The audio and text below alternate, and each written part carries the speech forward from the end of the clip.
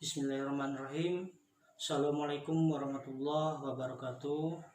Alhamdulillah, alhamdulillahirabbil alamin. Wa bihi nasta'in wala umri dunya waddin. Sayyidina wa maulana Muhammadin amma ba'du. Yang saya hormati kepada Direktur Pasca Sarjana Profesor Yeni Rojimila MID PhD, kepada Wakil Direktur 1 Profesor Dr. Ahmad Zaki MPD yang saya hormati, dan kepada tim penguji Profesor Nurhijah Kustituati MID, IDD, dan Profesor Dr. Festiat MS yang saya hormati, serta kepada tim penguji eksternal Profesor Dr. Andi Suhendi SPD MSI, serta kepada tim promotor Profesor Dr. Ahmad Fauzan MPD MSc dan Bapak Yohandri MSI PhD yang saya banggakan. Izinkan saya Fatkur Rahman dengan NIM 1716907 angkatan 2017 menyampaikan dalam sidang tertutup disertasi saya dengan judul Model Pembelajaran Protektif Proyek Teknologi Aktif untuk Meningkatkan Keterampilan Abad 21 Mahasiswa Pendidikan Fisika. Latar belakang dalam penelitian ini dengan pendidikan di abad 21 mengalami sebuah perubahan paradigma lama menjadi paradigma baru, baik secara praksis ataupun terhadap capaian kompetensi pembelajaran atau capaian pembelajarannya. Untuk secara praksis ada 3 poin yang peneliti sorotin di sini. Yang pertama adalah pembelajaran berbasis ICT. Yang kedua, pola pembelajarannya lebih mengarah kepada student center atau pembelajaran yang berpusat kepada mahasiswa. Yang ketiga, dosen tidak menjadi satu-satunya sumber informasi keseluruhan, tapi di sini dosen hanya sebagai fasilitator, reflektor, dan pembimbing. Nah, untuk kompetensi pembelajaran yang harus dicapai dalam pendidikan di abad 21 ini, itu ada 4 poin di situ. Yang pertama itu adalah keterampilan berpikir kritis dan mengatasi masalah. Yang kedua, keterampilan komunikasi dan kolaborasi. Yang ketiga adalah produktivitas dan akuntabilitas. Yang keempat adalah digital literasi, yang mana di dalam digital literasi di situ ada 3 poin: literasi ICT, literasi informasi, dan literasi media. Di sini didukung oleh beberapa penelitian yang peneliti ambil sebagai rujukan. Nah, dari kondisi ini ternyata ada gap.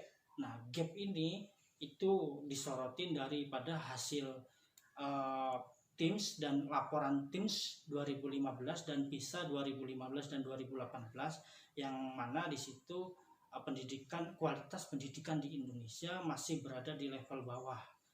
Artinya di situ nilai rata-rata tidak lebih daripada 397 poin di sana.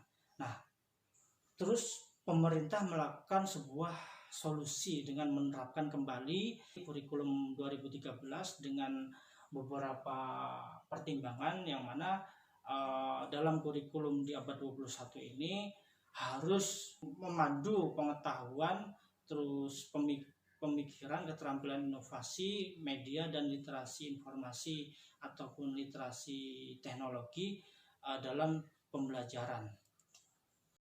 Namun penerapan kebijakan kurikulum 2013 di lapangan masih ada beberapa kesenjangan. Nah, diantaranya yang pertama adalah baru 40% guru non-TIK itu mampu menguasai teknologi. Yang kedua, kompetensi guru di beberapa daerah itu masih rendah. Nah, gap ini atau permasalahan ini tentunya menjadi tanggung jawab besar bagi perguruan tinggi yang menghasilkan calon guru yang profesional, yang tentunya memiliki keterampilan abad 21. Namun kenyataan di lapangan, belum ada upaya khusus dalam pencapaian keterampilan-keterampilan abad 21 yang dilatihkan kepada mahasiswa di tingkat pendidikan tinggi. Nah, berdasarkan studi kajian literatur dari peneliti, model pembelajaran yang cocok untuk meningkatkan atau membangun keterampilan abad 21 itu adalah model project based learning. Namun ada beberapa kelemahan model pembelajaran ini, yakni adalah ini. Untuk mengatasi kelemahan daripada model PJBL, maka dalam penelitian ini dikembangkan model protektif, project teknologi aktif. Rumusan masalah dan tujuan penelitian dalam penelitian ini adalah untuk rumusan masalah ada 3, bagaimana hasil pengembangan model protektif untuk pembelajaran fisika umum di universitas. Yang kedua, bagaimana karakteristik model pembelajaran protektif yang valid dan praktis untuk pembelajaran fisika di universitas. Dan yang ketiga, bagaimana efektivitas daripada model pembelajaran protektif terhadap pencapaian keterampilan abad 21 dan hasil uji kompetensi mahasiswa pada pembelajaran fisika umum di universitas.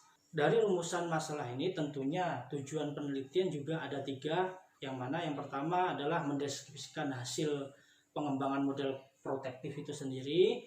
Yang kedua, mendeskripsikan karakteristik model pembelajaran protektif yang valid dan praktis. Serta yang ketiga, mendeskripsikan efektivitas daripada model pembelajaran protektif untuk meningkatkan atau membangun keterampilan abad 21 dalam pembelajaran fisika di universitas. Untuk selanjutnya, landasan teoritis daripada model pembelajaran protektif sesuai dengan singkatannya yaitu Project Teknologi and Aktif. Yang pertama yaitu model pembelajaran PJBL itu sendiri, yang mana di dalam landasan teori model protektif ini itu peneliti mengambil 5 hasil penelitian tentang pengembangan model PJBL yang dikembangkan dari Doplet 2013, Violeta 2011, Erdogan dan Watchman 2015, Hogra 2016, serta Gerhana 2017, yang mana di dalam setiap penelitiannya itu ada beberapa sintak-sintak yang berbeda daripada model PJBL. Untuk landasan teoritis yang kedua yaitu teori peneliti mengambil dari teori belajar. Yang pertama teori belajar konstruktivis, yang kedua teori belajar kolaborasi. Teori belajar konstruktivis ini diambil untuk mengembangkan pembelajaran aktif.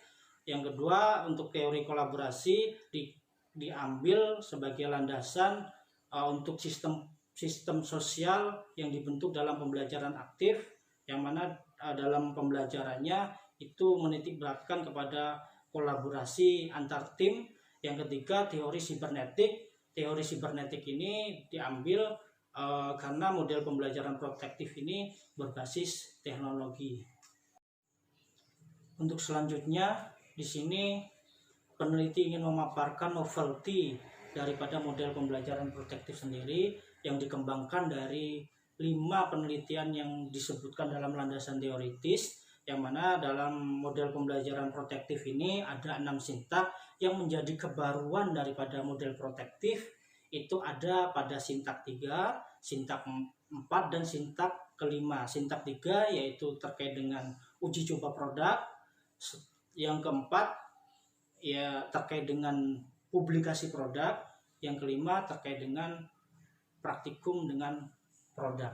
Jadi ketiga sintak tambahan ini menjadi novelty atau kebaruan daripada model protektif yang tidak ditemukan dalam model PJBL sebelumnya.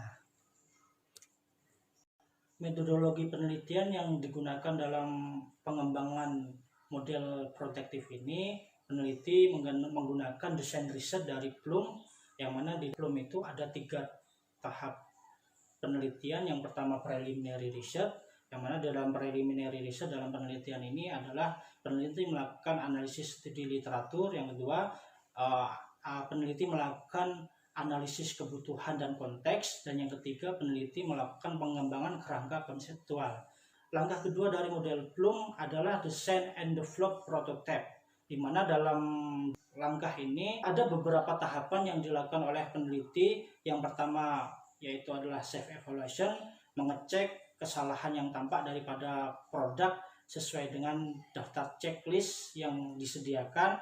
Yang kedua, peneliti melakukan expert review atau memvalidasi daripada produk yang dihasilkan setelah self evaluation dengan melibatkan beberapa pakar. Yang ketiga, peneliti melakukan focus group discussion, meminta saran yang membangun daripada praktisi dari beberapa perguruan tinggi yang ada, dari UNP, dari STKIP Askia, dan dari Universitas Putra Indonesia Padang. Selanjutnya setelah daripada FGD, peneliti melakukan one-to-one evaluasi. Dalam one-to-one evaluasi ini bertujuan untuk melihat obvious error daripada prototipe yang dihasilkan dengan melibatkan 6 mahasiswa pendidikan fisika.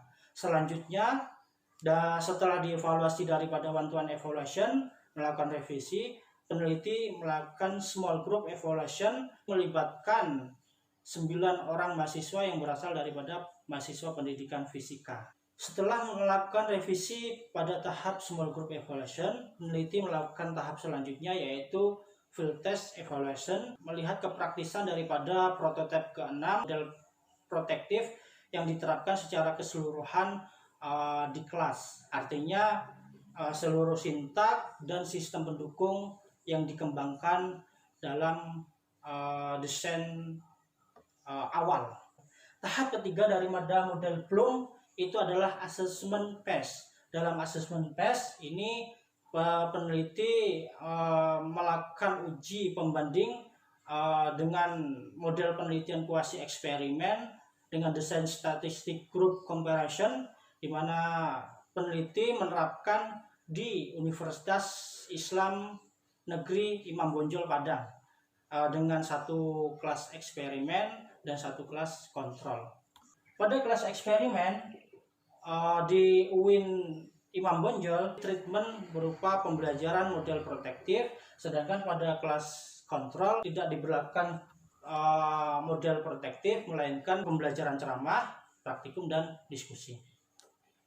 Selanjutnya, hasil preliminary research ini untuk membangun karakteristik daripada model pembelajaran protektif. Hasil preliminary research yang pertama adalah hasil studi literatur yang diambil dari beberapa penelitian yang seperti di samping ini. Dari beberapa penelitian ini ada 3 intisari yang ditambahkan dalam model pembelajaran protektif, yakni adalah pentingnya uji coba produk dalam model protektif, pentingnya publikasi produk dalam model protektif, dan pentingnya penambahan sintak praktikum dalam pembelajaran fisika yang tentunya ini diterapkan dalam model pembelajaran protektif. Hasil preliminary research yang kedua adalah hasil analisis kebutuhan dan konteks. Di sini peneliti melakukan analisis kebutuhan dan analisis kurikulum. Untuk hasil daripada analisis kebutuhan, seperti dapat dilihat di slide, bahwasanya peneliti mendapatkan kriteria sistem pendukung yang diinginkan oleh calon pengguna dalam penerapan model protektif, khususnya dalam sistem pendukung. Untuk buku, mereka lebih memilih buku dalam bentuk cetak daripada e-book. Yang selanjutnya, ukuran bentuk bukunya itu adalah 4 jenis font Stensio Roman, ukuran font 12, dan di dalam buku diminta ada sebuah peta konsep. Nah, untuk selanjutnya, sistem sosial yang diinginkan oleh calon pengguna itu model pembelajaran protektif dilaksanakan dalam kelompok kecil dengan anggota minimal 4 orang mahasiswa. Selanjutnya, ketertarikan calon pengguna terhadap materi fisika umum atau fisika dasar yang ingin dijadikan sebagai proyek itu juga peneliti sebar sebuah angket. Di sana calon pengguna lebih memilih materi kinematika, dinamika, dan fluida yang ingin digunakan dalam materi proyek. Hasil analisis kebutuhan dan konteks yang kedua adalah analisis kurikulum. Di sini peneliti melakukan analisis kurikulum terhadap RPS dan SAP serta instrumen penilaian yang dipakai atau yang digunakan di UNP dan UIN Imam Bonjol. Dari hasil analisis RPS di kedua universitas, peneliti mendapatkan untuk CPL Prodi yang dideskripsikan dalam pencapaian sikap, pengetahuan, keterampilan umum, dan keterampilan khusus secara eksplisit belum ada, belum nampak atau belum ditemukan. Yang kedua untuk CPMK sudah ada tapi belum relevan dengan Permenristek Dikti nomor 22 tahun 2015 dan Perpres RI nomor 8 tahun 2012. Sub CPMK sudah dideskripsikan dalam bentuk indikator pencapaian pembelajaran namun belum relevan dengan keterampilan abad 21. Untuk pengalaman pembelajaran yang ada di RPS juga belum relevan dengan pencapaian keterampilan abad 21.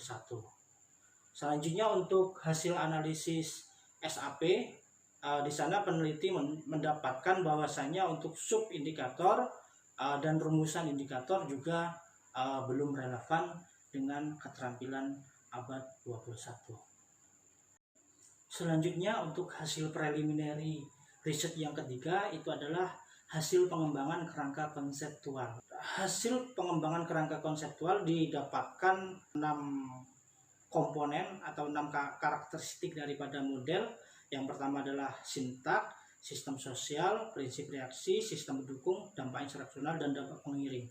Untuk sintak daripada model protektif sendiri itu terdiri dari 6 langkah perencanaan sampai kepada tahap diskusi proyek. Untuk sistem sosialnya yang dibentuk dalam pembelajaran itu adalah kolaborasi dalam tim kecil dan dosen sebagai fasilitator, moderator, dan reflektor. Sedangkan untuk prinsip reaksi dalam model pembelajaran protektif ini ada 3 poin. Yang pertama adalah student center learning, komitmen tinggi dalam penyelesaian proyek atau project oriented. Yang ketiga, mengeksplorasi informasi dari lingkungan teknologi atau mengkonstruksi menjadikan pengetahuan untuk penyelesaian proyek. Proses ini adalah proses sibernetik. Selanjutnya, sistem pendukung dalam model protektif ini ada beberapa poin. Yang pertama adalah RPS, yang kedua SAP, ketiga instruksi proyek, keempat suplemen pembelajaran, yang kelima instrumen evaluasi, yang keenam yaitu adalah WhatsApp dan Audacity. WhatsApp digunakan sebagai grup atau kelas virtual yang mengakomodir daripada pelaksanaan proyek yang dilakukan di luar jam pembelajaran atau pada tahap pelaksanaan proyek. Selanjutnya, dampak instruksional ada 2 poin. Yang pertama, keterampilan abad 21 dan yang kedua adalah pemahaman konsep yang nantinya akan diukur melalui soal uji kompetensi yang ada pada lembar uji kompetensi. Dampak pengiring dalam model protektif ini ada 2. Yang pertama adalah minat belajar, yang kedua adalah semangat kerja kelompok. Hasil desain and develop prototype dalam penelitian ini didapatkan ada 5 produk. Yang pertama adalah buku model pembelajaran protektif, yang kedua adalah RPS, yang ketiga adalah SAP, yang keempat instrumen assessment, yang kelima adalah suplemen pembelajaran. Untuk RPS dan SAP itu masuk dalam satu buku, yaitu buku perangkat pembelajaran yang dipegang oleh dosen. Selanjutnya pada tahap design and develop prototype, peneliti melakukan evaluasi formatif terhadap produk yang dirancang. Pada tahap evaluasi formatif ini didapatkan data validitas dan praktikalitas daripada produk yang dihasilkan dalam penelitian. Evaluasi formatif yang dilakukan itu ada beberapa tahap: self evaluation, expert review, FGD, one-to-one, dan small group. Dalam self evaluation, peneliti menemukan beberapa kesalahan ketik ataupun tanda baca yang sudah peneliti perbaiki. Selanjutnya, hasil expert review dapat dilihat bahwasanya produk buku model dinilai valid dengan rata-rata 4,2. Untuk suplemen pembelajaran dinilai valid juga dengan rata-rata 4,19.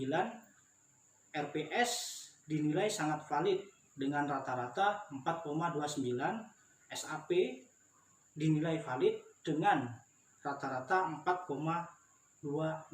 Sedangkan untuk soal UK atau lembar uji kompetensi itu dinilai sangat valid dengan nilai rata-rata 4,24. Untuk tahap FGD dinilai sangat baik oleh praktisi, baik itu suplemen pembelajaran, RPS, SAP, dan soal uji kompetensi. Selanjutnya dari hasil FGD kita berlanjut pada tahap uji praktikalitas, yakni pada tahap one-to-one evaluation dan small group evaluation. Di sini dapat dipaparkan hasilnya pada slide. Untuk hasil pada one-to-one evaluation didapatkan suplemen pembelajaran diinterpretasikan praktis dengan rata-rata 4,12. Sedangkan untuk soal uji kompetensi atau lembar uji kompetensi dinilai praktis dengan rata-rata 3,18, dan untuk instruksi proyek dinilai sangat praktis dengan rata-rata 4,27. Selanjutnya untuk hasil small group evaluation terjadi peningkatan pada suplemen pembelajaran yang awalnya praktis. Pada small group evaluation didapatkan kriteria sangat praktis, jadi meningkat rata-ratanya menjadi 4,38. Untuk lembar uji kompetensi tetap pada interpretasi praktis, namun terjadi peningkatan pada nilai rata-ratanya, yakni 4,14. Sedangkan pada instruksi proyek tetap pada interpretasi sangat praktis, dan nilai rata-ratanya juga meningkat sebesar 0,1, atau nilai rata-ratanya adalah 4,37. Hasil evaluasi formatif yang terakhir yaitu adalah field test evaluation, melihat praktikalitas seluruh pelaksanaan model pembelajaran protektif, baik itu sintaks serta seluruh komponen sistem pendukung daripada model pembelajaran protektif.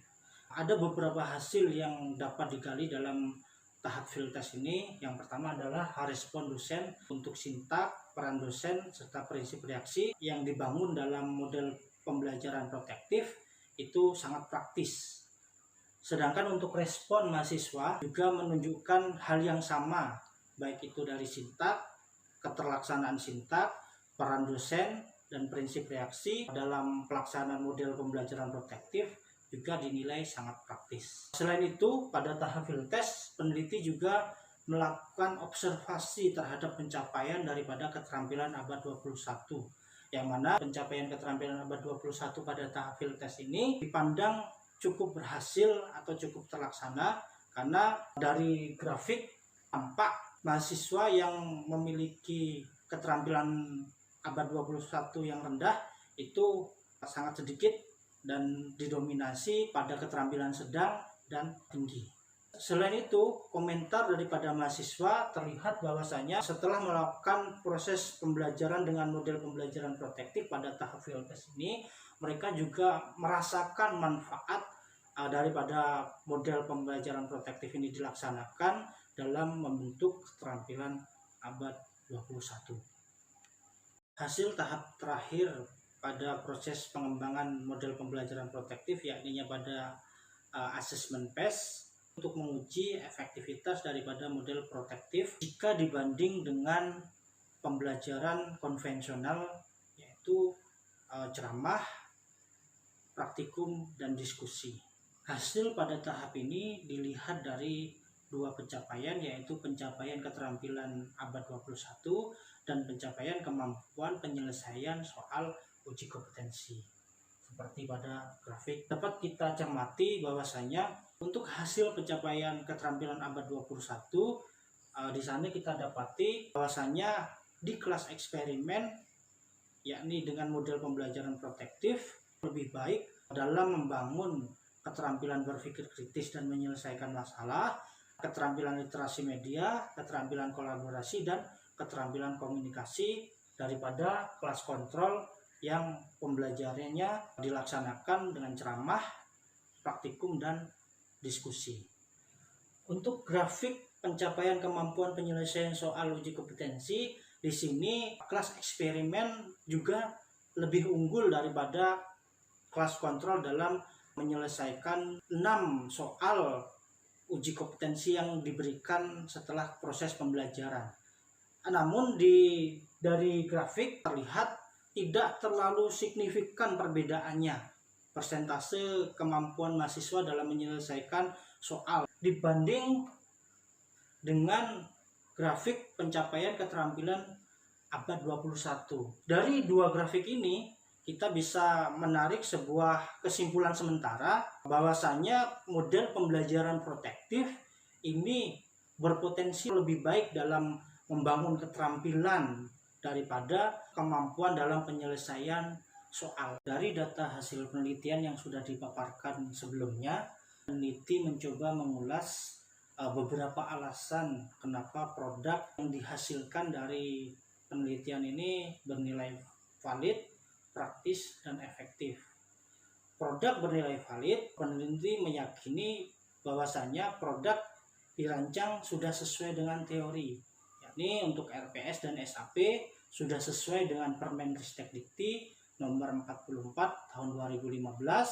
Untuk suplemen pembelajaran sudah sesuai dengan Kemendikti, sedangkan untuk buku model sudah sesuai dengan teori yang diulas dalam buku Jones and Well tentang model pembelajaran. Selanjutnya soal uji kompetensi sudah sesuai dengan capaian keterampilan khusus pada CPL di RPS. Selanjutnya, produk telah dirancang sesuai dengan kebutuhan.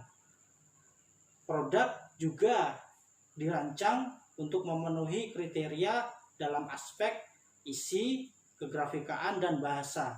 Selain itu, produk sudah lolos tahap self-evaluation. Selain itu, produk sejalan dengan penelitian WICH tahun 2019 tentang suplemen pembelajaran, yakni di dalamnya ada komponen apa saja yang dibutuhkan dalam suplemen pembelajaran. Selain itu, produk juga relevan dengan penelitian Rahmawati tahun 2018 tentang validitas soal uji kompetensi. Produk bernilai praktis diyakini karena beberapa alasan. Yang pertama, produk dirancang sudah sesuai dengan teori, produk dirancang sesuai dengan kebutuhan, produk dinilai mudah diterapkan, produk bermanfaat dalam pembelajaran, produk juga memiliki daya tarik yang baik, produk sudah lolos uji validitas. Selain itu, produk juga sejalan dengan pendapat Acker dan Fauzan tahun 2013 tentang kemanfaatan produk sebagai acuan praktikalitas. Selain itu, sintak yang ada pada model protektif itu juga dikembangkan dari beberapa penelitian yang sudah ada dari Duplet, Hougrad, dan lain-lain. Produk dinilai efektif diyakini karena beberapa alasan. Yang pertama, produk dirancang sudah sesuai dengan teori, produk dirancang sesuai dengan kebutuhan, produk dari hasil uji efektivitas lebih baik dalam membangun keterampilan abad 21 dibanding dengan pembelajaran konvensional. Selain itu, produk lebih baik dalam membangun kemampuan penyelesaian soal uji kompetensi dibanding pembelajaran konvensional. Selain itu, produk juga lolos uji validitas dan praktikalitas. Produk relevan dengan penelitian Duplet tentang lingkungan pembelajaran berbasis teknologi. Dan yang terakhir, model pembelajaran protektif itu relevan dengan penelitian Rohman tentang pembelajaran dengan teknologi. Kesimpulan daripada penelitian ini tentunya mengacu pada rumusan masalah yang dipaparkan sebelumnya.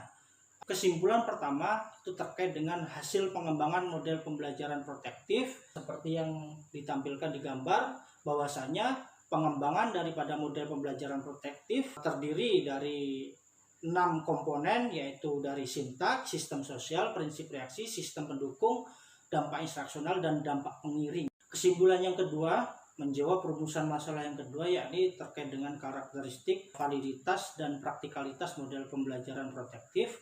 Untuk karakteristik validitas model pembelajaran protektif ini itu berkaitan dengan isi, kegrafikaan, dan bahasa pada sistem pendukung model sesuai dengan teori.